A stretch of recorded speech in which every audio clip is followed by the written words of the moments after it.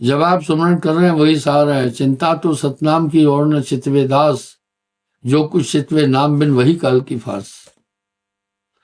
ये उठते बैठते खाते पीते जागते सोते सुमरण करना। जैसे आपका ध्यान संसार में रम रहा है ऐसे नाम में रमा देना, बस ये आपके हाथ में है। आप कहाँ मन को लगाना चाहते हैं, ये आपके हाथ है।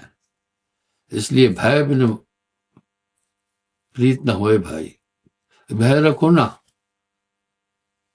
संसार से चले जाएंगे फिर 84 लाख की धारा, 3 करोड़ साल की, बहुत लंबा समय है। वहां कोई ज्ञान परिचय नहीं है। आप देख रहे हैं जीवों को कितना कष्ट है। अमूलक जीवन बड़ी मुश्किल से प्राप्त हुआ है।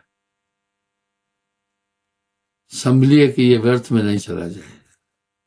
और मनुष्य ऐसे ही जीवन खत्म कर देता है। सत्संग में कथाओं में आदमी सुनता भी है कि ये मनुष्य तन सुरदुर्लभ है, देवता भी इसको चाहते, तभी भी इसकी जू नहीं रेंगती कान पर कि भाई ये मनुष्य तन पाकर हम कुछ तो मुक्ति का जतन करें। बाकी शरीर का कोई लक्ष्य नहीं है। सुमरण। क्षमा चाहता हूं। अंदर की आंख से देखो।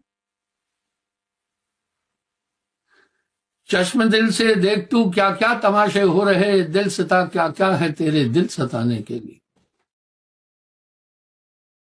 अंदर की आंख से देखो।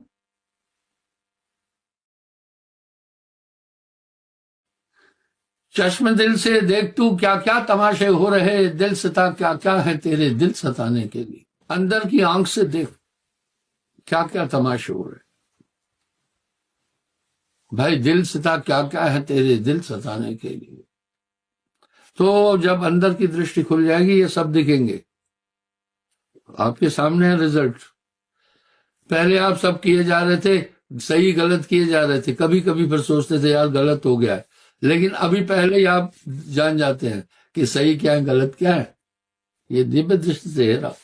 सदा आधीन रहे सदगुरु सो, जस भृंगी बन फेरा वन फेरा।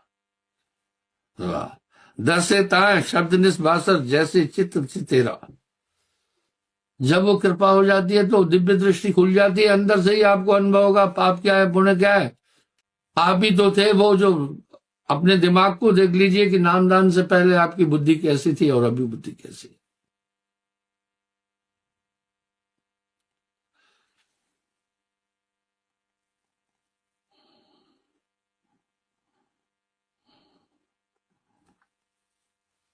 ताकि खुले नैन हृदय के दिव्य दृष्टि से सदा आधीन रहे सदगुरु से, जस भृंगी बन फेरा। दर से ताए शब्द निस्बासर, जैसे चित्र चितेरा।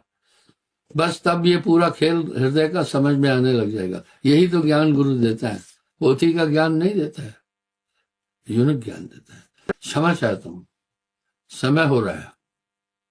कल फिर मैं हाजिर हूंगा। अभी आरती होगी। बड़ खोज मेरे भाई, तेरी काल अवत कर जाई।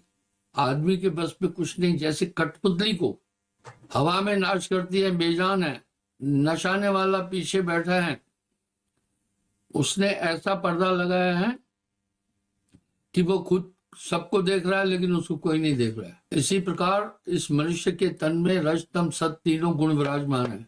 ये शरीर का खेला नहीं समझ पा रहा है। साहब ने इस पर बहुत टीच की है। बिन रसरी सकल जग बंधिया। रजोगुण उत्पन्न हो जाएगा, चारों तरफ बस आपका पैसे और धन में ही दिमाग रहेगा। तमोगुण जब आ जाएगा, कुंठित विचार, कुंद बुद्धि ये उत्पन्न हो जाएगी।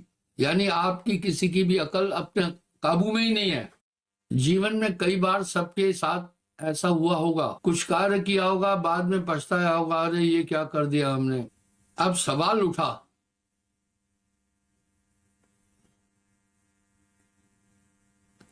फिर ये कार्य कैसे पहले कर दिया। जैसे बंदर को बाजीगर जो नाच चाहता है नचाता है, वैसा ही ये इंसान को नचाया जा रहा है। भाई बहुत बंधन में है। साहब एक शब्द बड़ा सुंदर बोले हैं, बाजीगर का बांद्रा ऐसा जीवन साथ, नाना नाच नचाए के ये राखे अपने हाथ। जब सतोगुण आएगा थोड़ी देर आदमी शांत होगा, और ये ऐसे आएंगे। गोल्डन टाइम होता है, इसमें शरीर कर्म ज्ञान इंद्रियां 50 साल तक प्रॉपर काम करती, इसलिए ये गोल्डन टाइम है। उसके बाद अधेड़ अवस्था, वृद्ध अवस्था, जर्जर अवस्था, मरणासन की अवस्था आ जाती है। तो हमने इस 50 साल में प्रभु को क्यों नहीं पाया? जब सूर्य का तेज सबसे ज्यादा होता है मध्याह्न में, जैसे सूर्य पश्चिमांचल की तरफ चलता है उसका तेज कम हो जाता है। इस तरह अभी तुमने इस गोल्डन टाइम में नहीं अनुभव किया तो आगे तो तुम्हारा शरीर तुम्हें घेरेगा। वृद्ध भय कफ वाय में घेरो, नित्य नित्य रोग न हो, तुम तो बीमारियों से ही परेशान रहोगे। फिर मैं लोगों से कहता हूं कि भक्ति और सुमरण मोक्ष की प्राप्ति का काम बुढ़ापे के हवाले मत करना, ये नकारात्मक जिंदगी है। आप बूढ़ों को देखो, मेमोरी कम हो जाती है, आंखों की रोशनी कम, दांत गिर जाते हैं, सुनाई कम देता है, एक समस्या है जिंदगी में।